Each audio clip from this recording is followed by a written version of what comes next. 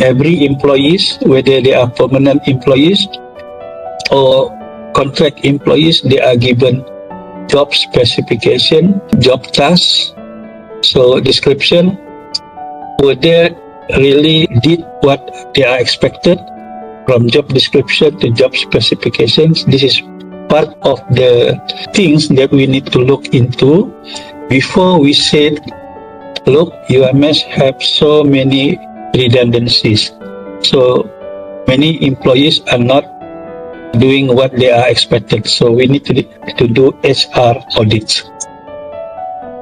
High performance work system, one of the system introduced either in the public organization or private organization.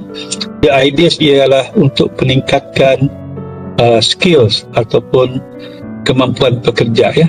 Dia perkenalkan sistem-sistem ini. Kalau di UMS and most of the government office, we have ELNPT.